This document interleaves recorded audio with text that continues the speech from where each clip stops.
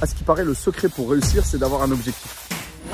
Ah, tu savais pas? Bah si, en ce moment, tout le monde te dit, faut avoir un objectif, un objectif. Alors, je te mens pas, j'en ai eu des objectifs. J'en ai encore, mais la plupart, j'ai pas réussi à les atteindre. Ben non. Le secret derrière un objectif atteint, c'est des habitudes. Et c'est là où ça se complique. Parce que personne ne sait mettre en place d'habitudes. Pourtant, il y en a plein qui te disent comment faire. Ah ouais, apparemment, le secret, c'est 21 jours.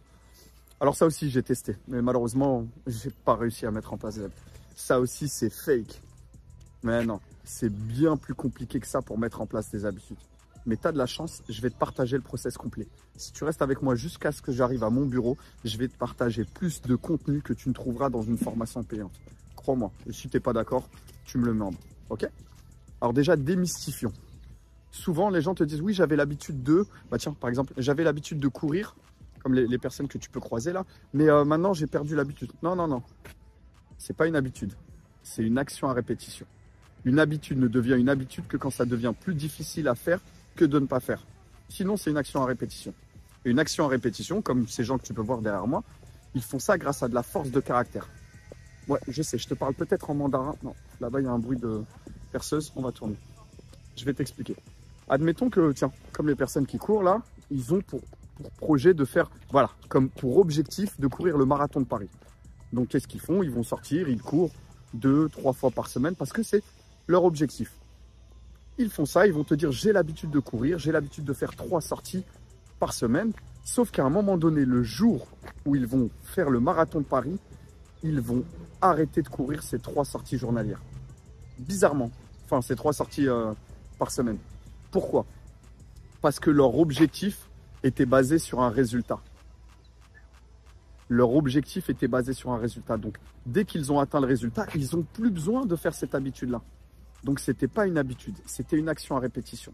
Une habitude, c'est basé sur un mécanisme inconscient, alors qu'une action à répétition, c'est sur de la force de caractère. Comme je te l'ai dit, une habitude ne devient une habitude que quand ça devient plus difficile à ne pas faire qu'à faire. Les habitudes sont basées sur les process. Maintenant que je t'ai expliqué un peu pourquoi si tu penses avoir eu des habitudes et que maintenant tu les as plus, pourquoi c'était pas une habitude, revenons aux 21 jours. Ouais, on va tout, terminus tout le monde de ça, on va s'occuper de tout le monde. Pourquoi 21 jours? 21 jours, il faut faire l'exégèse de ça. L'exégèse, c'est quoi? C'est que dans les années 1960, il y a un professeur, un chirurgien qui s'appelait le docteur Maltz. Voilà. Le docteur Maltz, il avait pour habitude d'opérer ses patients et il s'est rendu compte que ses patients mettaient en moyenne 21 jours pour s'habituer à leur nouveau-né, à leur nouvelle bouche, à leur nouvelle paupière. Et donc, ce qu'il a fait, c'est qu'il a écrit un livre qui s'appelle Psycho-cybernétique, dans lequel il parle des 21 jours pour mettre en place une habitude. Et comme tu le sais, les gens aiment bien faire les raccourcis. Ce livre-là a été repris par tous les gourous du développement personnel, par Tony Robbins, Brian Tracy, j'en passe, et des meilleurs. Et ce qui se passe, c'est que ces personnes-là ont dit qu'il fallait 21 jours pour figer une habitude. Et je te mens pas, moi le premier, je les ai écoutés. Tony Robbins, je l'ai écouté pendant des années. Et donc tout le monde parlait de 21 day, 21 day, 21 day, 21 day, Attends, je vais m'asseoir parce que je te mens pas, mon bras, c'est pas une perche. Sans réelle réponse scientifique. Et force est de constater que ça ne marchait pas. Bon, plus de batterie. De toute façon, ça tombe bien, je voulais t'amener au bureau. Je te disais, force est de constater que ça ne marchait pas. Et d'ailleurs, les récentes recherches en neurosciences nous l'ont démontré. Il y a le professeur Philippe Alali, qui est chercheur à la London University School, qui a voulu faire un test pour voir combien de temps il fallait pour figer une habitude. Il a pris un panel de 96 personnes et il a fait des tests tels que figer l'habitude de boire 1 litre d'eau pendant le repas. Et là, accroche-toi bien. En moyenne, on est à 66 jours. Et ouais. Et pour certains, ça allait même jusqu'à 90 jours. Donc tu vois, le truc des 21 jours, c'est normal en fait. Faut pas que tu sois frustré. 66 jours, c'est la moyenne pour figer une habitude. Bon, maintenant qu'on a démystifié ce truc des 21 jours et que tu peux être tranquille sur le fait que tu n'aies pas réussi à mettre en place une habitude, c'est normal. La moyenne, la plupart des gens ne savent pas comment figer une habitude. Maintenant, je vais rentrer dans le vif du sujet et te dire comment est-ce qu'on va faire. Déjà, la première des choses, c'est qu'il faut savoir pourquoi est-ce que ton cerveau il met en place des habitudes. Pourquoi est-ce qu'il y a des choses que tu arrives à faire de manière inconsciente et d'autres que tu n'arrives pas à faire? Ben, c'est simple, le cerveau il met en place des habitudes dans le seul but de nous faire économiser de l'énergie. Son but, c'est de nous faire économiser de l'énergie. Ça veut dire que quand il voit qu'il y a une tâche sur laquelle tu casses ta pipe et qu'à un moment donné, elle est répétée avec la boucle que je vais te partager juste après, eh ben, il la met dans une autre partie du cerveau. Je te vulgarise au max, mais en gros, c'est déplacé. Et c'est comme ça que tu le fais de manière inconsciente. Par exemple, je ne sais pas si tu as déjà vu un enfant faire ses lacets. quand tu vois qui ne sait pas faire ses lacets, moi je l'ai vu avec mon fils, il est là, il prend son truc, il essaye de faire la boucle, et tu vois que ça lui demande de l'énergie. Après, il essaie, c'est énergivore. Et puis à un moment donné, en fait, comme il l'a fait suffisamment de fois avec la boucle que je vais partager encore une fois juste après, hop là, il a automatisé le process. Nous aujourd'hui, le lacet, tu cours, le lacet il est défait, tu fais ça, tu parles à ton pote, hop, t'as fait là. Pourquoi ? Parce que justement, en fait, il a vu que ça prenait de l'énergie et il a décidé d'automatiser le process. Maintenant, dans les faits, comment ça marche?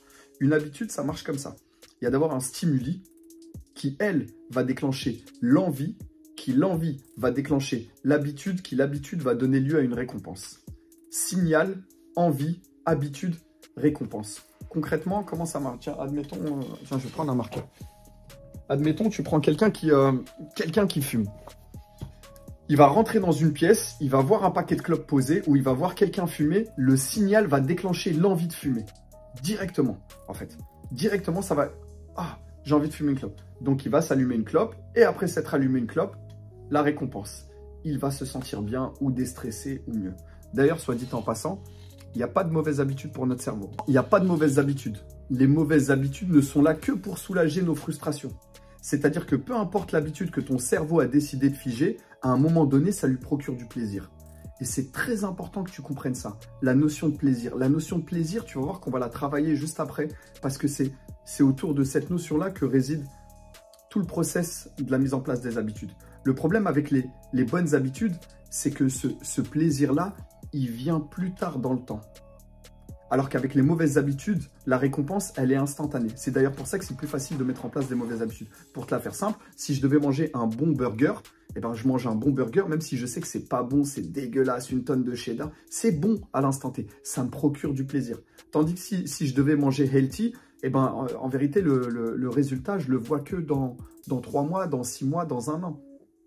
Tu vois ? C'est très important ça. C'est très important que tu comprennes parce que nous, on va faire en sorte de donner du plaisir à l'instant T.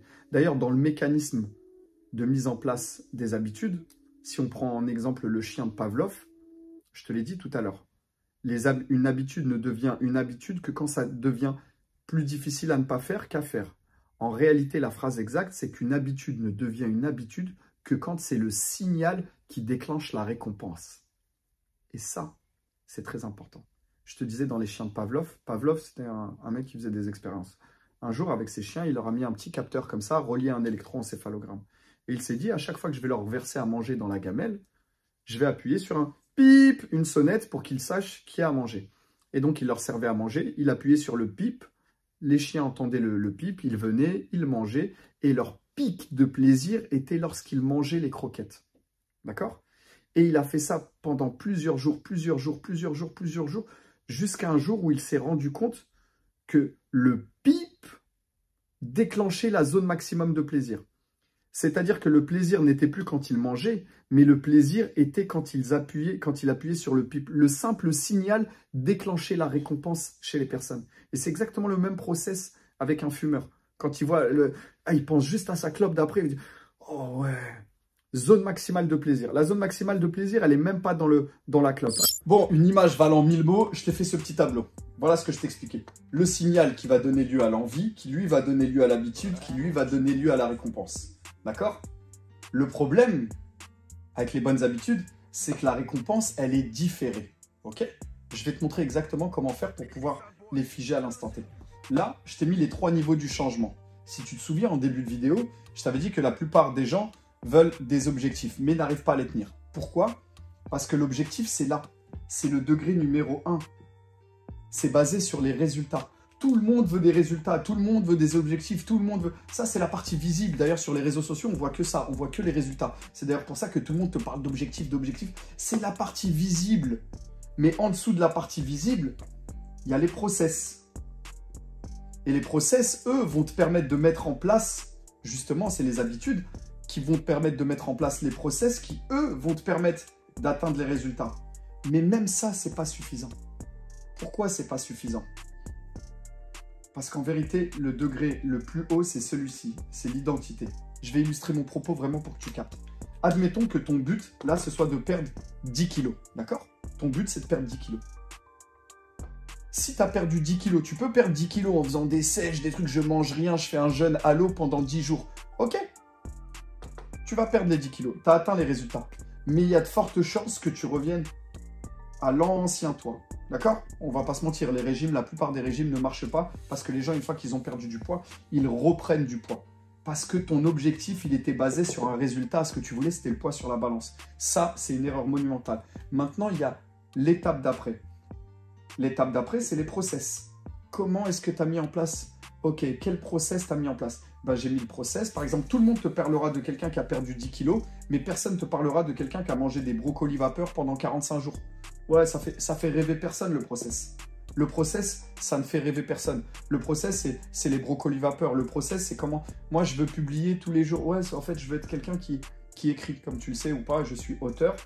Le process, j'aimerais écrire tous les jours. Il y a de fortes chances que lorsque je publie mon livre, tiens d'ailleurs, il est là, lorsque j'ai publié mon livre, j'ai arrêté d'écrire tous les jours. Pourquoi? Parce que mon but était basé sur un résultat. Mon but, c'était d'écrire le livre. Une fois que j'ai terminé le livre, j'ai arrêté d'écrire tous les jours. Par contre, lorsque ton objectif est basé sur ton identité, là, c'est plus important. Là, c'est magnifique. Parce qu'en vérité, là, ce que tu veux, c'est pas perdre du poids. Ce que tu veux, c'est être une personne en bonne santé. C'est ça. Ce que je veux, c'est pas écrire un livre. Ce que je veux, c'est être un écrivain. Et là, c'est pas du tout la même, en fait. Entre quelqu'un qui veut être en bonne santé, quelqu'un qui veut être en bonne santé, si dès lors que tu décides de changer ton identité, dès lors que je cherche le mot exact, mais ça me rend ouf. En gros, c'est là, je veux être quelqu'un en bonne santé. Je veux être quelqu'un en bonne santé. Donc, si je suis quelqu'un en bonne santé, forcément, je mets le process qui en adéquation avec. Forcément, je vais être quelqu'un qui marche, je vais être quelqu'un qui fait attention à mon alimentation, je vais être quelqu'un qui fume pas, je vais être quelqu'un qui prend soin de mon corps pour obtenir ce résultat-là. Mais si ton identité, elle n'est pas reliée à ton résultat, eh ben, il y a de fortes chances que tu reviennes. Là, si tu dis, ouais, juste, je veux publier pendant 30 jours. Bah ouais, tu vas publier pendant 30 jours, tu vas faire un process, intelligence artificielle, tu vas voir le résultat, mais tu vas pas être un mec qui publie tous les jours. Ton identité, c'est quoi? Mon identité, c'est je suis un créateur de contenu inspiré et inspirant qui publie chaque jour de sa vie. Ouais, ça, c'est l'identité. Ça, c'est l'identité. Et lorsque tu as des objectifs que tu n'arrives pas à atteindre, un truc, c'est parce que ton identité, elle n'est pas basée dessus, en fait. Ton identité, elle est aux antipodes du résultat que tu veux obtenir. Lorsque ton identité, tu la définis, ça, le résultat, c'est ce que tu obtiens. Ça, c'est ce que tu fais. Et ça, c'est ce que tu es. Eh ouais. Je veux pas être quelqu'un qui court pour le marathon. Je suis un sportif. Un sportif, il court tout le temps, toute l'année, marathon par marathon. Un sportif, il choisit ses vacances en fonction d'où il va pouvoir faire du sport. Un sportif, il va choisir l'hôtel avec la salle de sport parce qu'il sait qu'il pourra s'entraîner. Tu vois, elle est là la différence entre l'identité et quelqu'un qui veut simplement un résultat. Et malheureusement, en ce moment, sur les réseaux sociaux, on n'est que dans ça. Que dans les résultats, que dans le fake. On préfère être dans le paraître plutôt que dans l'être. Et ceux qui réussissent, c'est des gens qui sont. Ok? Bon, ça, c'était juste une petite aparté. Maintenant, attends. Maintenant que je t'ai dit ça, ok, on sait comment mettre en place. On connaît le principe. Là, pour l'instant, tu connais simplement le principe de la mise en place de l'habitude. Là, lorsque tu vas aller plus loin, tu vois, par exemple, le signal, l'envie, l'habitude et la récompense. Pour chacune des étapes du process, on va mettre quelque chose pour nous faciliter. Par exemple, le signal, on sait que c'est la base, c'est comment est-ce qu'on va le rendre évident. Comment est-ce qu'on va rendre le signal évident? D'accord? Le deuxième, c'est l'envie. L'envie, comment est-ce qu'on va la rendre attractive?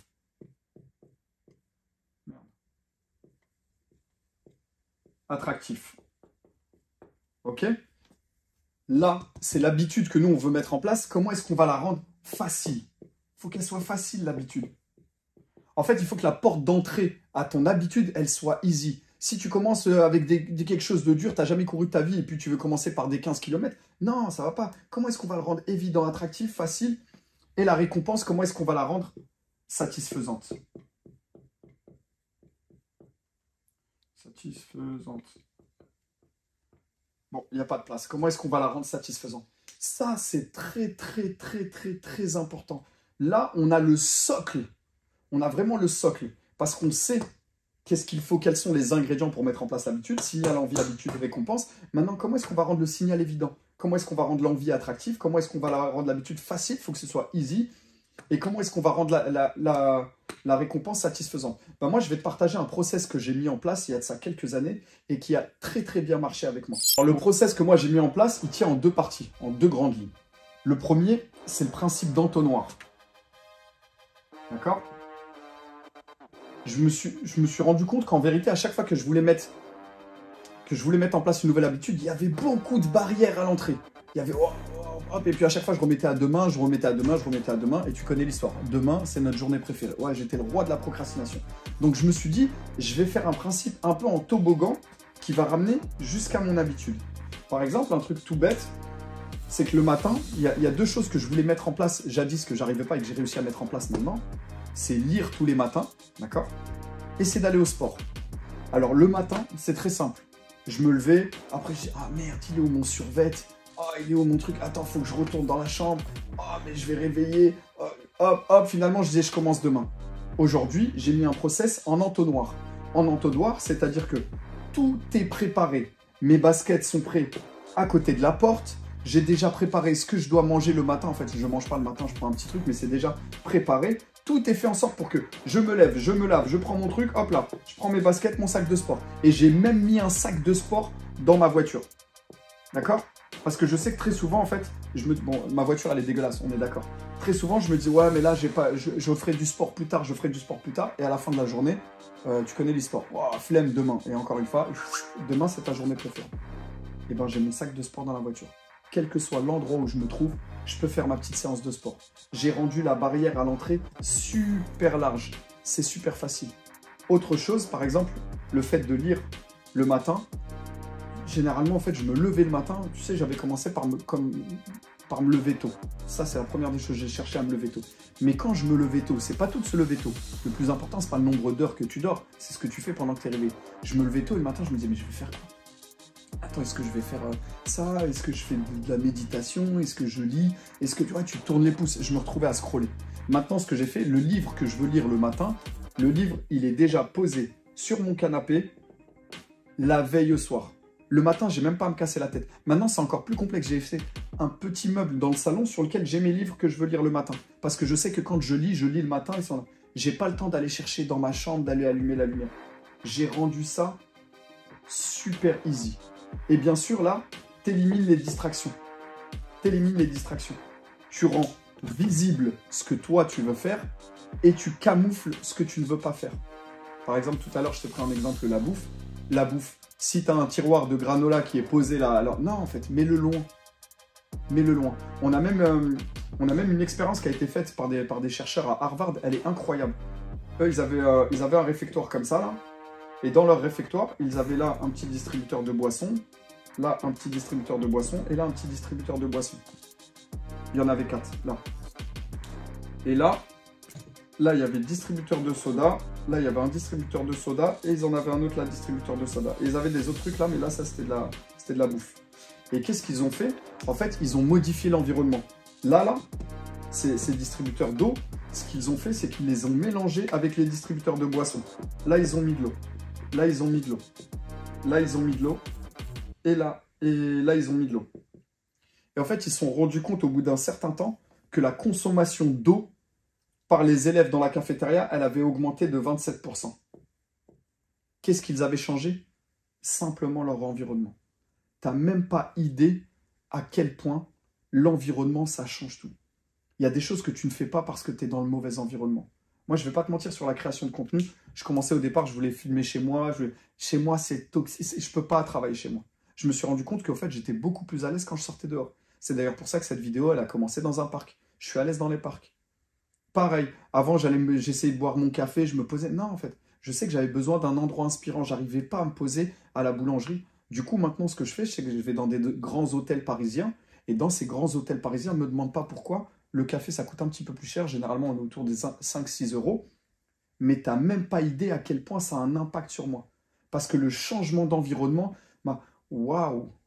Par contre, si j'étais resté chez moi, j'arrive pas à avoir de créativité, j'arrive pas. J'ai modifié ma manière de... Ok? Le changement d'environnement, c'est normal. Fais en sorte de créer un entonnoir vers ce que tu veux faire. Le deuxième principe que j'ai mis en place, autre chose, tant que je suis là, je tenais à te féliciter. Ah ouais, je sais, tu sais que là, 90% des gens, ils ne regardent plus la vidéo depuis très longtemps. Si tu regardes la vidéo, c'est que tu fais partie déjà des 10% des personnes qui ont envie d'investir sur eux. D'autant plus que là, j'ai rien à te vendre, en fait. Je te partage juste moi ce qui a marché pour moi. Et si tu regardes, c'est que tu as envie de faire le changement, c'est que tu as envie de créer du changement dans ta vie. Et ça, c'est super important. Ne laisse jamais l'opinion des gens devenir ta réalité. Tu deviendras une victime parce que tu te vends en victime. Sois fier de toi parce que tu fais des choses que d'autres ont peur de faire. Et c'est ça. Tu vois, c'est comme moi quand je te fais cette vidéo-là. Je sais même pas si tu vas regarder, si tu vas pas regarder. Mais je sais que ça marche, je sais que ça fonctionne pour moi. Je sais que ça a fonctionné pour des milliers de personnes, peut-être des centaines, je te dis des milliers, des centaines de personnes que j'ai pu accompagner. Et je sais que ça marche. Maintenant, ne resteront jusqu'à la fin que les personnes déterminées comme toi. Donc toi, big up. Le deuxième truc que j'ai mis en place, c'est ça. Je l'ai appelé le principe JHB+. Ok? J comme jumelage, H c'est l'habitude et B c'est le bénéfice. Tu te rappelles tout à l'heure, je t'avais dit, il y a le signal qui va déclencher l'envie, qui va déclencher l'habitude, qui va déclencher la récompense. Signal, c'est ce qu'on vient de traiter. Ok? Le signal qui va déclencher l'envie, c'est ce que je t'ai dit, comment est-ce que la rendre attractive, qui va déclencher l'habitude, qui va déclencher la récompense. Là, le B, c'est la récompense. Très souvent, en fait, quand tu veux faire des choses qui ont de l'impact dans ta vie, malheureusement, tu ne vois pas la récompense tout de suite. On va pas se mentir. Là, tu as mangé une salade ou tu as mangé un hamburger, on la voit pas, la diff. On la voit pas, la diff. Donc, comment est-ce que tu sais que c'est bien? Pareil, tu vas courir, là, tu as été courir 5 bornes, ça se voit pas. Donc, moi, ce que j'ai mis, c'est le principe de jumelage. Le jumelage, ce que je fais, c'est que ma nouvelle habitude, je la couple avec une habitude que j'ai déjà l'habitude de faire. D'accord? C'est le principe du quand. Donc, par exemple, un truc tout bête, crois-le ou non, quand j'ai voulu apprendre l'anglais, je me suis servi du fait que j'allais aux toilettes. C'est une habitude. Tourne-le comme tu veux, je vais aux toilettes. Quand je vais aux toilettes, bah donc c'est mon cours de Duolingo. Et j'ai figé comme ça l'habitude de faire de l'anglais en allant aux toilettes. Ça vaut ce que ça vaut, je te dis pas de faire ça. Quand je prends ma voiture, donc c'est mon cours podcast sur le jumelle ton habitude à quelque chose que tu as déjà. Tu verras que ta nouvelle habitude, tu peux la coupler. À toi de faire preuve de créativité, je ne peux pas énumérer tous les cas de figure. Et derrière, le bénéfice. Le bénéfice parce que tu dois avoir quelque chose qui va te donner une récompense. Tu dois avoir quelque chose qui... C'est le petit pic de dopamine. Moi, je vais te partager 2 choses que j'ai faites. Ce que j'ai fait, c'est un truc d'ordre visuel. J'ai fait un calendrier où à chaque fois que j'allais courir, ou à chaque fois que je faisais quelque chose de bien par rapport aux nouvelles habitudes que je voulais mettre en place, hop, je cochais. Ah ouais, aujourd'hui j'ai été courir. Ah ouais, aujourd'hui. Ah là j'ai été courir. Ah là j'ai été courir. Ah là j'ai été... Parce qu'il y a des moments où tu vas avoir des moments de doute. Tu vas avoir des moments où c'est normal, tu vas avoir des moments de doute.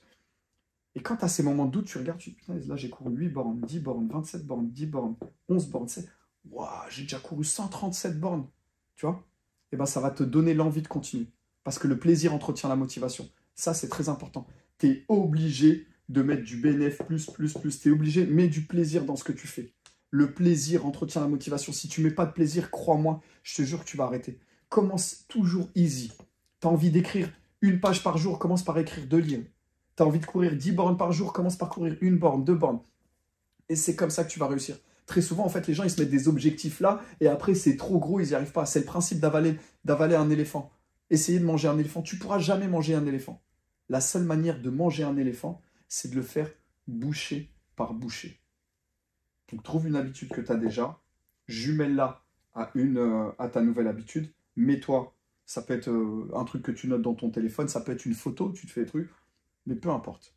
Jumelle-la, l'entonnoir, ça, c'est 2 process qui ont eu un impact énorme. Sinon, c'est essaye de mettre simplement des 21 jours, on ne va pas refaire la truc. Bon, je m'assois et je termine la vidéo avec toi. Bon, nous voilà arrivés au terme de cette vidéo. J'espère que ça t'a plu et que tu as pu prendre du plaisir et apprendre certaines choses. Sache que moi, j'ai kiffé te faire ce format-là. D'autant plus que c'est la première fois que je te fais un format long sur cette chaîne YouTube. J'ai l'habitude de faire du format très très long en mode formation ou séminaire, ou alors l'inverse, du format beaucoup plus court que tu peux trouver sur Instagram. J'ai déjà des centaines de vidéos où je partage des techniques, des tips, des stratégies concernant le mindset, concernant le storytelling. Il y a tout ce qu'il faut pour faire de toi une référence dans ton domaine, tout en restant toi-même. En attendant, tu connais l'adage. Si tu as aimé, tu likes, tu mets un commentaire, tu t'abonnes minimum, tu mets la cloche pour recevoir mes pépites quotidiennes. Si tu n'as pas encore acheté mon livre, tu peux le trouver sur Amazon. T'attends quoi? Fais attention que plus tard ne se transforme pas en trop tard. Et d'ici là, t'attends quoi pour commencer à figer des habitudes?